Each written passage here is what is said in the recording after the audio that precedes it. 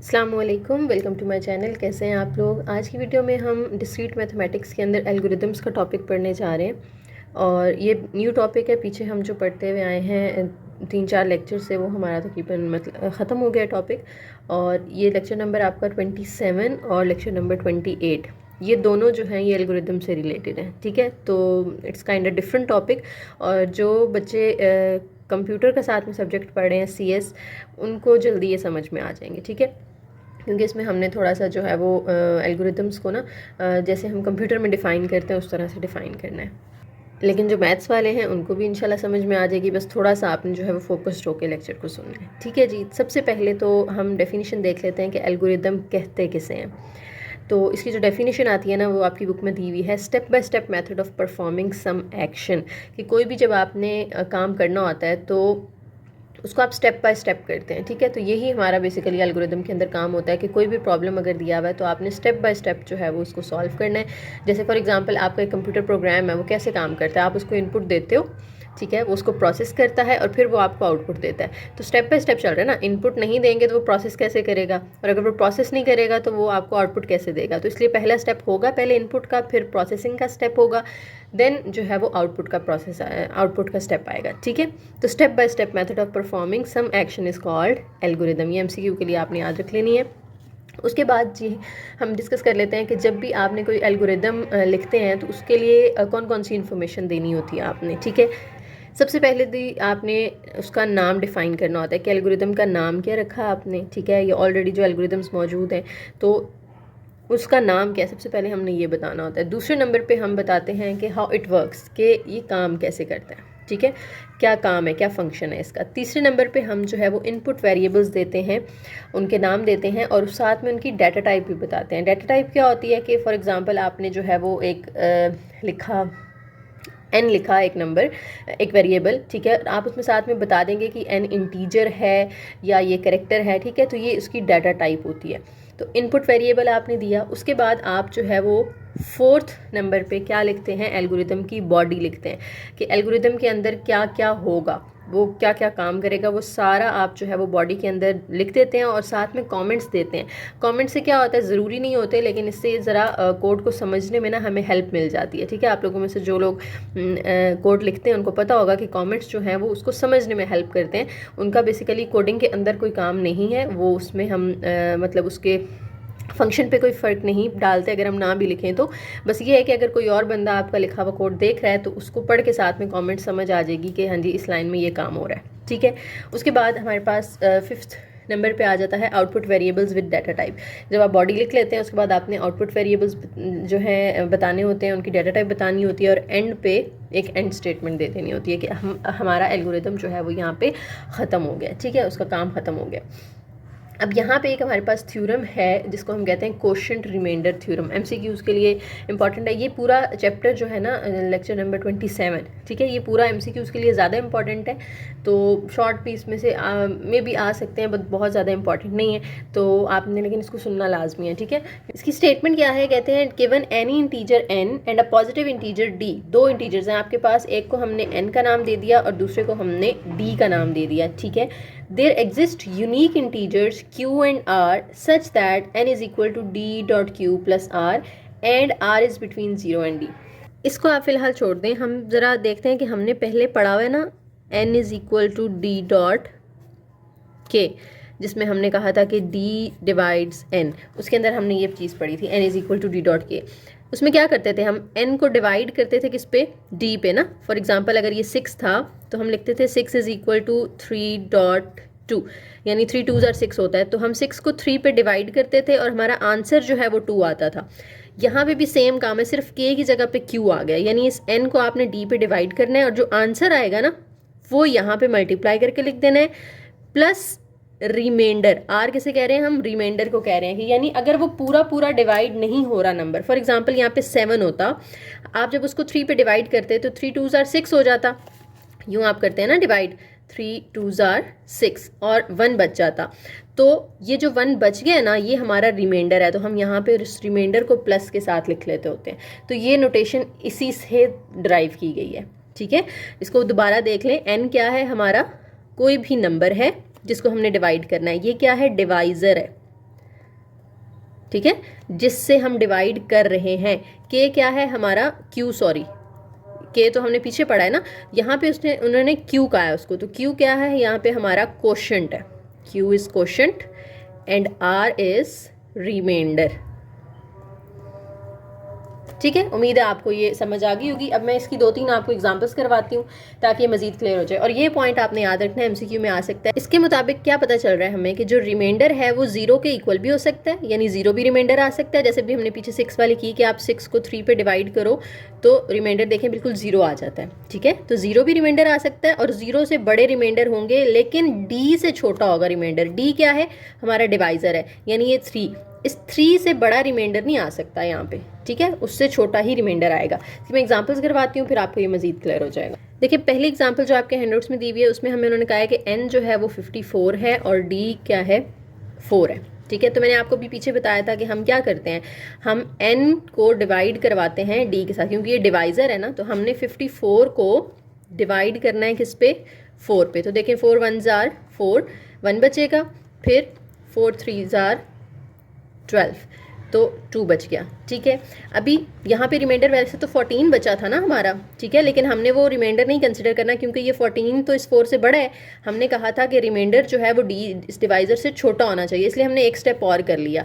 और जब हमारा रिमाइंडर जो है वो इस डिवाइज़र से छोटा हो गया, तो वहाँ पर हमने अब स्टॉप कर देना है, और इसको हमने उस फॉर्मूला की फॉर्म में लिख लेना है जो हमारे पास स्टेटमेंट थी। क्या स्टेटमेंट थी, n is equal to D dot Q plus R. N क्या है हमारा 54 है, डिवाइजर हमारा 4 था, कोशेंट वो होता है जो आंसर आता है, तो कोशेंट हमारा क्या आया, 13 आया, और रिमाइंडर क्या आ गया, 2 आ गया। तो ये आप उसको कोशेंट रिमाइंडर थ्योरम की स्टेटमेंट के तौर पे लिख सकते हैं इस तरह से। ठीक है, अच्छा, समटाइम्स ऐसा होता है कि जैसे हमें देखें रिमाइंडर हमें नंबर हमें दिया हुआ है 54 और डिवाइज़र जो है वो हमें दे दिया है 70। तो अगर मैं 54 को अंदर रखूँ और 70 पे डिवाइड करूँ तो ये तो पॉसिबल नहीं है ना, हमें पॉइंट लगाना पड़ेगा। लेकिन हम क्वेश्चन रिमाइंडर थ्योरम में पॉइंट जो है वो यूज़ नहीं करते।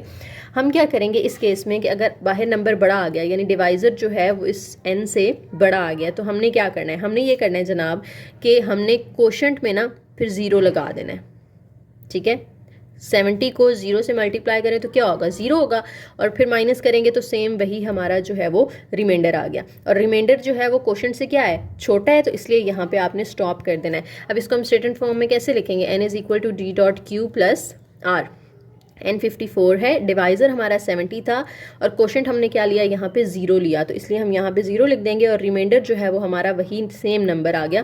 तो इस तरह से आप ऐसे नंबर को भी स्टेटमेंट फॉर्म में लिख सकते हो जिसमें डिवाइज़र जो है वो इस डिवाइज़र जो है वो इस नंबर से बड़ा आ जाता है। ठीक है, अब हमारे पास मेन यहाँ पे टॉपिक आता है एल्गोरिदम, जो हम पढ़ रहे हैं अपना, जो है वो हमारा जो टाइटल है इस लेक्चर का, डिवीजन एल्गोरिदम क्या होता है। क्वेश्चन रिमाइंडर थ्योरम समझ में आ गया तो वो भी इंशाल्लाह बहुत जल्दी आपको समझ में आ जाएगा कि डिवीजन एल्गोरिदम क्या होता है। तो उसकी भी स्टेटमेंट इसी तरह से है। ठीक है, मैं आपके सामने लिख लेती हूँ, फिर हम उसको एक्सप्लेन करते हैं। जी, डिवीजन एल्गोरिदम की स्टेटमेंट क्या है, वही जो हम ऊपर क्वेश्चन रिमाइंडर थ्योरम के अंदर पढ़ के आए हैं उसी से मिलती जुलती है। Given a non negative integer a and a positive integer d, वहाँ पे हमने उसको n कहा था, यहाँ पे उन्होंने d कह दिया। ठीक है, और कोई फ़र्क नहीं है।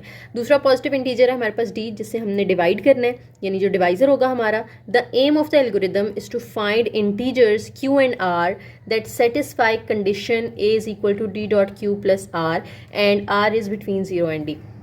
वही सेम बात है कि हमारे पास एक n होगा जिसको हम यहाँ पे a कह रहे हैं, एक हमारे पास डिवाइज़र होगा। ठीक है, ये इनपुट वेरिएबल्स होंगे, यानी ये हमें दिए हुए होंगे। ठीक है, और इनकी डाटा टाइप भी हमें बता दी कि a जो है वो भी नॉन नेगेटिव है, यानी पॉजिटिव होगा, और जो d है वो भी क्या होगा, पॉजिटिव होगा।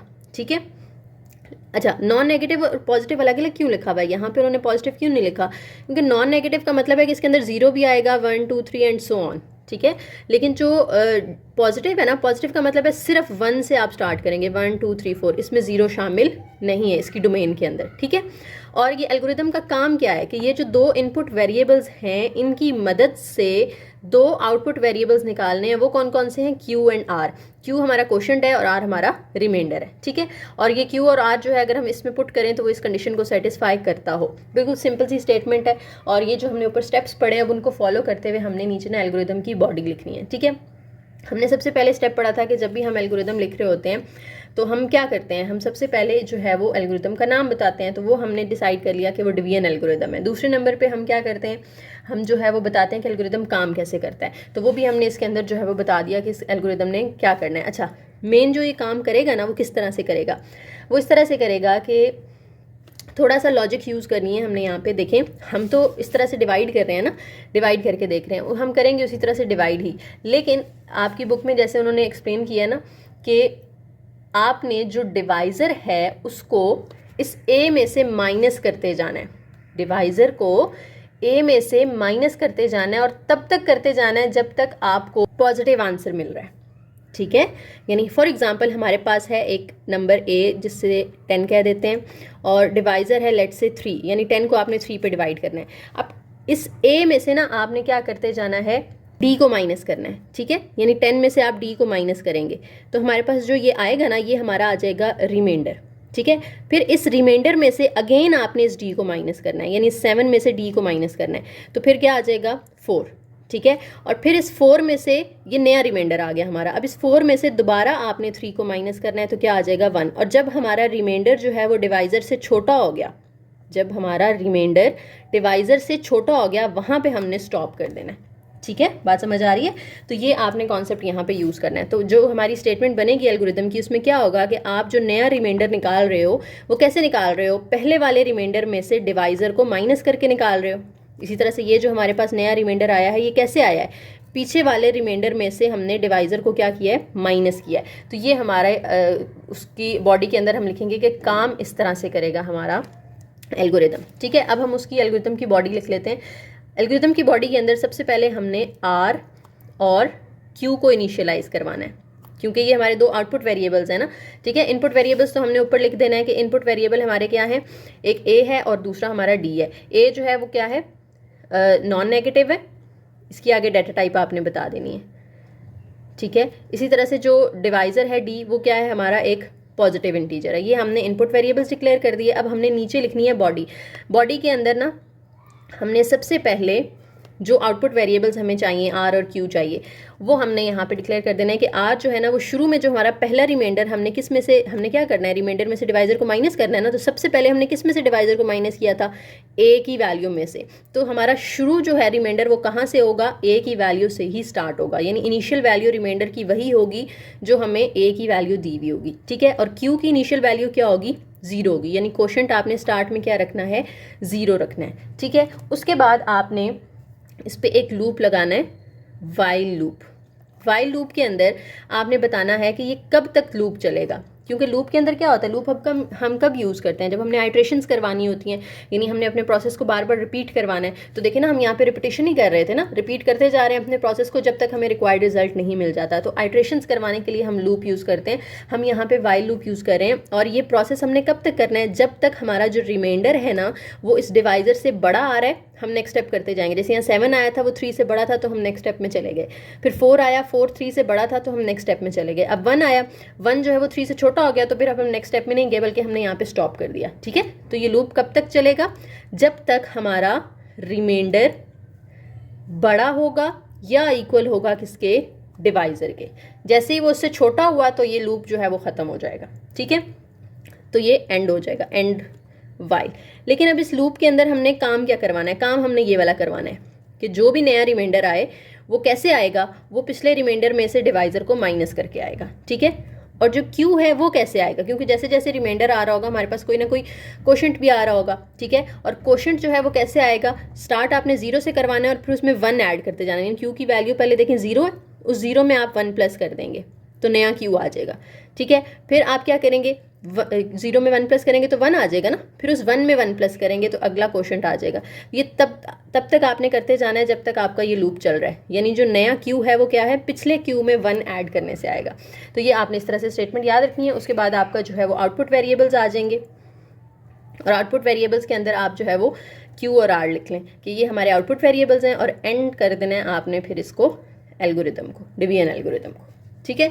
ये इसकी बॉडी हो गई है। अब हम इसकी एग्जांपल करते हैं। इसकी बॉडी जो है वैसे मैंने आपको बताया ना शॉर्ट में ना लॉन्ग में कहीं भी नहीं आती डिस्क्रीट मैथमेटिक्स के अंदर, आपने बस एग्जांपल पे फोकस करना है, ठीक है। और इसका कॉन्सेप्ट देखना है कि क्या है एमसीक्यू वगैरह के लिए।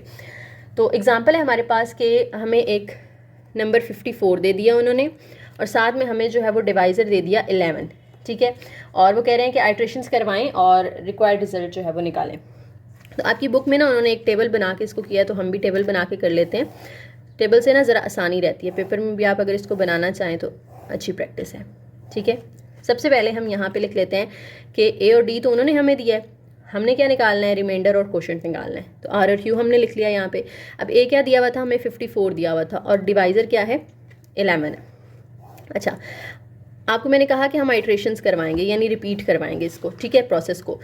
कितना रिपीट करवाना है, क्यू को हमने कितना से स्टार्ट करना है, 0 से स्टार्ट करना है ना, और रिमाइंडर हमने कहाँ से स्टार्ट करना होता है, उसी से जो हमारा ए होता है। हमने अभी पीछे ये बात लिखी ना कि आर को हमने उसी से स्टार्ट करवाना है जो हमारा, सॉरी मैंने यहाँ पे 10 लिख दिया, ये ए था, कि आर को हमने ए के इक्वली रख देना होता है शुरू में पहले स्टेप में, और क्यू को 0 रखना होता है। तो हमने आर को उसी ए की वैल्यू के इक्वल रख दिया और क्यू को 0 रख दिया, ठीक है। यानी अब आप जब 54 को इस 11 पे डिवाइड करेंगे, 54 को 11 पे डिवाइड करेंगे तो क्वोशंट क्या रखना है आपने, 0। तो यहाँ पे अगर मैं 0 रखती हूँ तो 11 0s आर 0, और रिमाइंडर देखें ना 54 ही आ गया आपका, ठीक है। फिर आप Q को एक एक करके बढ़ाते जाते हैं, पहले 0 है, फिर आपने उसको क्या कर देना है, 1 कर देना है, फिर आपने उसको 2 कर देना है, फिर आपने उसको 3 कर देना है, और ये आगे बढ़ता जाएगा कब तक, जब तक आपका रिमाइंडर जो है वो उससे छोटा नहीं आ जाता डिवाइज़र से, ठीक है। हम चेक करते हैं इसको, 1 करके करते हैं, 54 को अंदर रखें, 11 को बाहर, और क्वोशंट को 1 करें, तो 11 1s आर 11। जब आप इसको माइनस करते हैं तो हमारे पास 43 आ जाता है, तो रिमाइंडर हमारा क्या आ गया, 43 आ गया। तो आर के सामने आपने 43 लिख देना है। फिर अब हम क्वोशंट को 2 करके चेक कर लेते हैं, 54 और यहाँ पे 2 रख लेते हैं, 11 2s आर 22।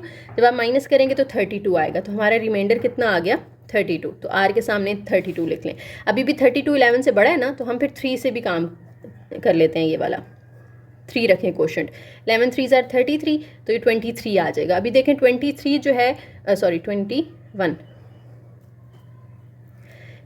अभी 11 से बड़ा है, तो हम आगे भी जाएंगे, फिर 4 से डिवाइड करके इसको देख लेते हैं। 11 को 4 से मल्टीप्लाई कर लें, 11 4s आर 44, तो माइनस करेंगे तो हमारे पास क्या आ जाएगा, 10 आ जाएगा। तो यहाँ पे हम 10 लिख देते हैं। अब देखिए 10 हमारा इस डिवाइजर से छोटा हो गया ना, यानी हमारा जो R है वो जब तक D से बड़ा था हम आइट्रेशन करवाते गए, जब हमारा R जो है वो D से छोटा हो गया तो हमने यहाँ पे इसको स्टॉप कर दिया और ये हमारा टेबल कंप्लीट हो गया, ठीक है। तो अब कितनी दफ़ा हमने ये काम किया, 4 तक गए ना हम, तो हमारा जो फाइनल क्वोशंट होगा वो क्या होगा, 4 होगा। यानी जब हम स्टेटमेंट लिखेंगे n is equal to d dot Q plus R, n लिख लें या आप a कर लें, जो मर्जी कर लें, तो हम लिखेंगे 54 इज़ इक्वल टू, डिवाइज़र 11 था, अब क्वोशंट क्या आएगा यहाँ पे, ये एंड वाला जो हमारा था यहाँ पे 4, ठीक है, प्लस और रिमाइंडर यहाँ पे कितना है 10। तो ये हमारी स्टेटमेंट बनेगी, समझ आ गई। तो इस तरह से आप आइट्रेशंस करवाते हैं टेबल के अंदर, और एंड पे जब आपका फाइनल आंसर होगा वो दोनों R और Q की फाइनल वैल्यूज़ होंगी, वो आपने यहाँ पे लिख लेनी है, ठीक है।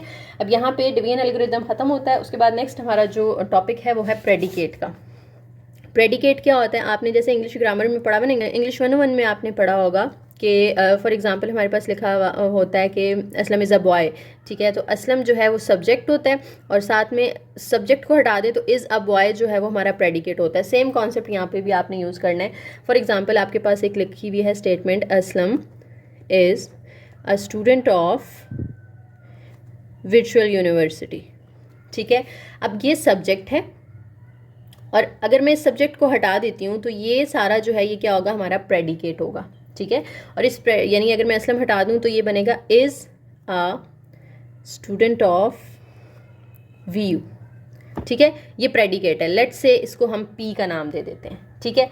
और अगर मैं इस सब्जेक्ट की जगह, यानी जो मैंने चीज़ हटाई है उसकी जगह मैं एक्स लिख दूँ, x is a student of V U, तो अब ये जो हमारा प्रेडिकेट है इसको हम p ऑफ x से रिप्रेजेंट करेंगे, ठीक है। और इसके अंदर x जो है वो वेरिएबल हमने इंट्रोड्यूस करवा दी है, ठीक है।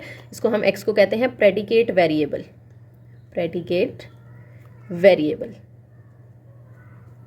ठीक है। अच्छा, फॉर एग्जाम्पल मैं असलम के साथ साथ वी यू को भी हटा देती हूँ, तो पीछे क्या रह जाएगा, is a student of, is a student of. अब असलम की भी जगह खाली हो गई और वी यू की भी जगह खाली हो गई। इसको मैं नए प्रेडिकेट का नाम दे देती हूँ, लेट्स से क्यू कह देते हैं, ठीक है। और अगर मैं इनकी जगह कोई वेरिएबल इंट्रोड्यूस करवा दूँ, यानी असलम की जगह x कर दूँ और वीयू की जगह y कर दूँ, x is a student of y, तो अब ये जो प्रेडिकेट है इसके अंदर दो वेरिएबल्स आ गए, तो हम ब्रैकेट में इस तरह से x, y लिखेंगे, इसका नाम q ऑफ x y हो जाएगा। अब इसके अंदर ये भी प्रेडिकेट वेरिएबल है और ये भी प्रेडिकेट वेरिएबल है, ठीक है। तो प्रेडिकेट का कॉन्सेप्ट उम्मीद है आपको समझ में आ गया होगा। और एक और बात का यहाँ पे ख्याल रखना है आपने कि ये जो x और y हैं इनकी कोई ना कोई डोमेन होती है। डोमेन किसे कहते हैं? डोमेन का मतलब होता है कि आपने कौन सी वैल्यूज़ x और y की जगह पुट करनी है। तो ये नहीं कि आप x की जगह कुछ भी पुट कर देंगे। x जो है वो हम किसी शख्स के नाम की जगह पे लिख रहे हैं ना, तो x की डोमेन जो होगी वो क्या होगी? नेम ऑफ पीपल या नेम ऑफ अ पर्सन, ठीक है। आप इसकी जगह अली कर सकते हो, इसकी जगह सबा कर सकते हो, इसकी जगह कोई भी नाम कर सकते हैं, ठीक है। तो हम नाम ही कर सकते हैं, हम कुछ और तो नहीं कह सकते ना। फॉर एग्जांपल हम ये नहीं कह सकते the chair is a student, क्योंकि हमने उस x की डोमेन जो है वो क्या रखनी है? नेम ऑफ पीपल या नेम ऑफ अ पर्सन, ठीक है। तो वो हमने डिफाइन कर देनी है। उसके बाद y जो है उसकी डोमेन क्या होगी कि किसी इंस्टीट्यूट का नाम लिखना है आपने यहाँ पे। ज़रूरी नहीं है कि वीयू हो, ठीक है, कुछ और भी हो सकता है, लेकिन यहाँ पे किसी इदारे का, किसी कॉलेज, स्कूल, यूनिवर्सिटी, किसी जगह का नाम होगा कि वो उस जगह पे स्टूडेंट है। तो वाई की भी जो है वो डोमेन आपने इस तरह से डिफ़ाइन करनी होती है, ठीक है। तो ये पर्टिकुलर एक सेट ऑफ वैल्यूज़ होता है जो हम इस एक्स और वाई की जगह पुट करते हैं। कोई भी वैल्यू ऐसे ही हमने उठा के पुट नहीं कर देनी होती, ठीक है। तो अब इसकी डेफिनेशन आप लोगों ने खुद पढ़ लेनी है। नेक्स्ट हम चलते हैं pre and post conditions of algorithm, ठीक है। अब बिल्कुल इजी सा कॉन्सेप्ट है कि जो आपकी इनिशियल स्टेज होती है ना, इनिशियल स्टेज, ठीक है, इनिशियल स्टेट को जो प्रेडिकेट जो है वो डिस्क्राइब कर रहा है, predicate describing the initial state is called pre condition, ठीक है। लेकिन वो प्रेडिकेट जो कि आपकी लेट्स से फाइनल स्टेट को डिस्क्राइब कर रहा है उसको हम क्या कहते हैं? पोस्ट कंडीशन कहते हैं, ठीक है। जैसे हमने पीछे डिवीजन एल्गोरिदम पढ़ा है ना, तो उसके अंदर हमने पढ़ा था कि n और d जो है वो हमें दिए हुए होते हैं, q और r हमने फाइंड करने होते हैं। तो ये प्री कंडीशन के अंदर आ जाएंगे और ये जो है वो पोस्ट कंडीशन के अंदर आ जाएंगे, ठीक है। अब इसकी बिल्कुल एक सिंपल सी हम एग्जांपल एक दो कर लेते हैं कि फॉर एग्जांपल आपने एक एल्गोरिदम लिखना है जिसमें आपने लिखना है product of two non negative integers, ठीक है। अगर आपसे कहा जाए कि इसकी प्री एंड पोस्ट कंडीशंस लिखें, तो प्री कंडीशन क्या लिखेंगे आप? प्री कंडीशन वो है जो इनपुट है और पोस्ट कंडीशन वो है जो आउटपुट आनी है, ठीक है। तो इनपुट क्या देनी है? हमने दो इंटीजर्स देने हैं जो कि नॉन नेगेटिव हों। तो प्री कंडीशंस के अंदर हम लिखेंगे कि दो इनपुट वेरिएबल्स उनको आप नाम दे दें। For example m and n कह देते हैं, आप उसको a और b कह सकते हैं, ठीक है। आर नॉन नेगेटिव इंटीजर्स, ये हमारी प्री कंडीशन हो जाएगी। और पोस्ट कंडीशन क्या होगी कि उन दोनों का प्रोडक्ट चाहिए हमें, तो प्रोडक्ट को फॉर एग्जांपल हम p का नाम दे देते हैं, तो हमारे पास आउटपुट वेरिएबल होगा, आउटपुट वेरिएबल p, और आगे बता देना है कि p किसके इक्वल होगा? m और n को मल्टीप्लाई करके आएगा, ठीक है। तो इस तरह से आप किसी भी एल्गोरिदम की प्री एंड पोस्ट कंडीशंस जो है वो डिफाइन कर सकते हैं, ठीक है। एक और हमारे पास एग्जांपल है यहाँ पे कि आपने एल्गोरिदम फाइंड करना है to find quotient and remainder of the divisor. तो यही ऊपर वाली बात जो मैं आपको ऑलरेडी एक्सप्लेन कर चुकी हूँ कि आपने क्वोशंट रिमाइंडर फाइंड करना है, तो ये पोस्ट कंडीशन में आ जाएगा, और जो नंबर और डिवाइजर आपको दिए हुए हैं ये इनपुट हैं, तो इसलिए ये हम प्री कंडीशंस के अंदर रख लेंगे, ठीक है। उसके बाद हमें एक और एग्जाम्पल दी गई है कि जिसमें आपने वन डायमेंशनल एरे जो है वो, अच्छा मैं जब पढ़ा रही होती हूँ ना तो अपने हैंडआउट्स अपने सामने खोल के रखा करें, ठीक है, ताकि साथ साथ आपको वहाँ से पता चलता रहे कि हम क्या काम कर रहे हैं, ठीक है। एल्गोरिदम आपने लिखना है to sort one dimensional array of real numbers. Array क्या होता है? बेसिकली जहाँ पे मेमोरी के अंदर फॉर एग्जांपल आप किसी नंबर को स्टोर करने के लिए जो एक उसको पोजीशन दे देते हैं ना, एक जगह एलोकेट कर देते हैं, वो इन सिंपल वर्ड्स में मैं बता रही हूँ, वो एरे होता है, ठीक है। अब उस एरे को आपने सॉर्ट करना है। सॉर्ट करने का मतलब है कि असेंडिंग ऑर्डर में या उसको डिसेंडिंग ऑर्डर में लिखना है। तो एरे को लिखने का तरीका क्या होता है? इस तरह से a(1), ठीक है, a(2), और ये चलता जाएगा जितने नंबर्स आपने उसके अंदर स्टोर किए हैं, लेट्स से a(n) तक, ठीक है। तो ये हमारी प्री कंडीशन हो जाएगी कि हमें इनपुट में कुछ नंबर्स दे दिए गए हैं एरे के अंदर, ठीक है। पोस्ट कंडीशन क्या होगी कि इन्हीं नंबर्स को वो क्या कर देगा? अरेंज करके लिख देगा। तो हम उन्हें b का नाम दे देते हैं, लेट्स से b(1), ठीक है, b(2) अप टू b(n), ठीक है। ये वही सेम नंबर्स हैं जो इसके अंदर थे, लेकिन ये सॉर्टेड फॉर्म में होंगे, यानी ये अरेंज हुए हुए होंगे असेंडिंग ऑर्डर में या डिसेंडिंग ऑर्डर के अंदर, ठीक है। तो यहाँ पे प्री एंड पोस्ट कंडीशंस का टॉपिक भी आपको क्लियर हो गया होगा। उसके बाद नेक्स्ट हमारा टॉपिक आता है लूप इनवेरिएंट्स का। लूप इनवेरिएंट्स। अच्छा, लूप इनवेरिएंट्स क्या होते हैं? डेफिनेशन देख लेते हैं सबसे पहले इसकी कि the method of loop invariants is used to prove correctness of a loop with respect to certain pre and post conditions. कि आपको प्री और पोस्ट कंडीशंस जो दी हुई होती हैं, ठीक है, उनको लेकर चेक करना होता है कि आपका जो लूप है वो करेक्ट है या नहीं, यानी उसकी करेक्टनेस चेक करनी होती है हमने। तो ये जो मेथड है ना, इसको हम कहते हैं लूप इनवेरिएंट्स का मेथड, ठीक है।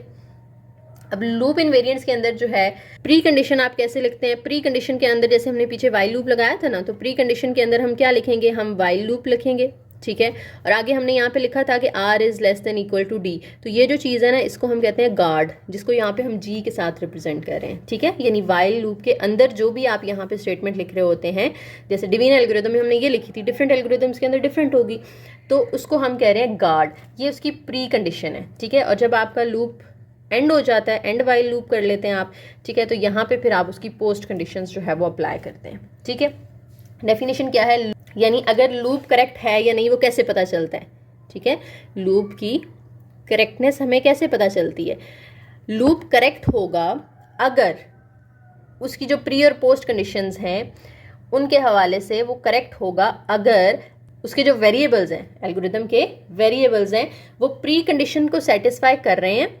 प्री कंडीशन यानी जैसे ये प्री कंडीशन है, उसको सेटिस्फाई कर रहे हैं, और जब वो लूप एग्जीक्यूट हो जाता है, लूप चल जाता है, तो उसके बाद वो पोस्ट कंडीशंस को भी सेटिस्फाई करें, ठीक है। प्री कंडीशंस को पहले सेटिस्फाई करेंगे, लूप को रन करेंगे, लूप जब एग्जीक्यूट हो जाएगा उसके बाद जो है फिर आप देखते हैं कि अगर वो पोस्ट कंडीशंस को भी सेटिस्फाई कर रहा है, देन लूप इज़ करेक्ट, ठीक है। अब आपके पास एक लूप इनवेरिएंट है, फॉर एग्जांपल आपने इस तरह से उसको लिखा आई ऑफ एन, ठीक है। आई उसका हमने नाम रख दिया, एन उसके अंदर हमने जो है वो ये मतलब एक जैसे हमने पीछे प्रेडिकेट का नाम रखा था ना, पी ऑफ एक्स या क्यू ऑफ एक्स वाई, उस तरह से हमने ये भी एक प्रेडिकेट लिख लिया है, ठीक है। अब हमने इसकी करेक्टनेस चेक करनी है, इसको हम लूप इनवेरिएंट बोलेंगे, लूप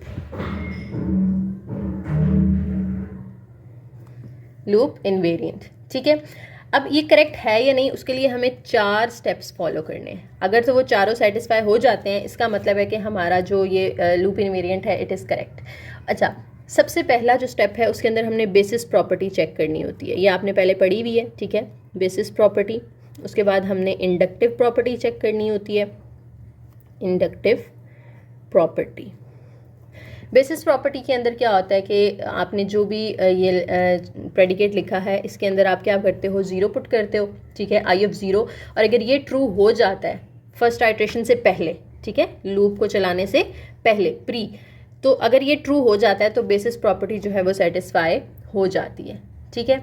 उसके बाद इंडक्टिव प्रॉपर्टी के अंदर क्या होता है कि आपने इस ज़ीरो की जगह के लिख देना, ठीक है, और फिर इसकी जगह k+1 लिख देना, ठीक है। अब इन दोनों को भी ट्रू करना है, और इसके साथ जो है ना वो गार्ड भी आ जाता है। गार्ड मैंने आपको बताया क्या होता है, जो हम इसके अंदर लिख रहे होते हैं। अगर ये गार्ड और ये जो आई ऑफ के है ये दोनों ट्रू हो जाएं आइट्रेशन से पहले, आइट्रेशन का मतलब है कि जब यहाँ पे वाइल जो है वो अपनी वैल्यूज़ को आइट्रेट कर रहा होगा, रिपीट कर रहा होगा, आइट्रेशन से पहले अगर ये दोनों ट्रू हो जाएं तो आइट्रेशन के बाद जो है वो ये भी ट्रू होती है k+1 वाली, ये बिफोर आइट्रेशन और ये आफ्टर आइट्रेशन, ठीक है, आइट्रेशन के बाद।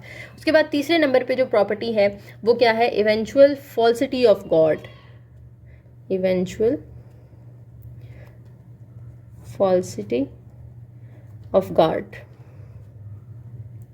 यानी गार्ड जो है ना वो इवेंचुअली कहीं ना कहीं जाके फॉल्स होना चाहिए। जैसे पीछे मैंने एक एग्जांपल करवाई है ना आपको, ये r is greater than equal to d, तो ये हमेशा तो ठीक नहीं है ना, ये ठीक है तो हम नेक्स्ट स्टेप में जा रहे हैं, फिर ठीक है तो नेक्स्ट स्टेप में जा रहे हैं, लेकिन यहाँ आके ये गलत हो गया, यानी r जो है वो ग्रेटर नहीं है d से, तो ये हमारा गार्ड जो है यहाँ पे क्या हो गया, फॉल्स हो गया, तो हमने इसलिए यहाँ पे स्टॉप कर दिया। अगर ये फॉल्स नहीं होगा तो ये तो फिर इनफाइनाइट टाइम्स चलेगा ना, लूप कहीं भी जाके स्टॉप ही नहीं होगा, ठीक है। तो उसको फाइनाइट आइट्रेशंस करवाने के लिए ज़रूरी है कि जो हमारा गार्ड है वो कहीं ना कहीं जाके फॉल्स जो है वो हो जाना चाहिए। क्लियर है? उसके बाद फोर्थ जो हमारे पास प्रॉपर्टी आ जाती है वो है करेक्टनेस ऑफ पोस्ट कंडीशन। यानी प्री कंडीशंस तो हमने चेक कर ली ना सारी, अब हमने पोस्ट कंडीशंस देखनी है कि जब हमारा गार्ड जो है वो फॉल्स हो गया, गार्ड जो है वो हमारा फॉल्स हो गया, तो फिर आप क्या करते हो, देखते हो कि कितनी आइट्रेशंस हुई हैं। अब वो उन आइट्रेशंस पे हम चेक करते हैं आई ऑफ एन जो है वो ट्रू होना चाहिए। क्या है? Number of iterations, number of iterations, यानी लूप जो है वो 3 दफ़ा चला है तो नंबर ऑफ आइट्रेशंस 3 होंगी, 4 दफ़ा चला है तो नंबर ऑफ आइट्रेशंस 4 होंगी। उस नंबर ऑफ आइट्रेशंस पे हम दोबारा से जो है वो चेक करते हैं। अगर आई ऑफ एन ट्रू हो जाए तो फिर हम कहते हैं कि जो एल्गोरिदम वेरिएबल्स की वैल्यूज़ है वो हम पोस्ट कंडीशन में जो है वो स्पेसिफाई कर देते हैं। ठीक है, तो ये 4 आपने याद रखनी है। तो इसमें से शॉर्ट क्वेश्चन अगेन मैं बता रही हूँ, कोई इतने ज़्यादा नहीं आते, और सिर्फ एमसीक्यूज़ के लिए आपने इसको तैयार करना है। 4 प्रॉपर्टीज़ आपने याद रखनी है कि लूप इन्वेरिएंट की करेक्टनेस चेक करने के लिए कौन कौन सी 4 प्रॉपर्टीज़ होती हैं। ठीक है, उसके बाद मैंने आपको जो पीछे प्रेडिकेट की डेफिनेशन करवाई है, डिवीजन एल्गोरिदम की करवाई है, तो ये सारी चीज़ों की सिर्फ आपने डेफिनेशन अच्छे से कर लेनी है। ठीक है, साइंटिक्स वगैरह देख लेना है। तो एमसीक्यूज़ के लिए ये ज़्यादा इंपॉर्टेंट है लेक्चर। ठीक है, उम्मीद है आप लोगों को समझ आ गया होगा। फिर भी कोई मसला है तो आप कमेंट सेक्शन में पूछ सकते हैं। वीडियो पसंद आई हो तो लाइक करें, शेयर करें, चैनल को ज़रूर सब्सक्राइब कीजिएगा। अल्लाह हाफिज़।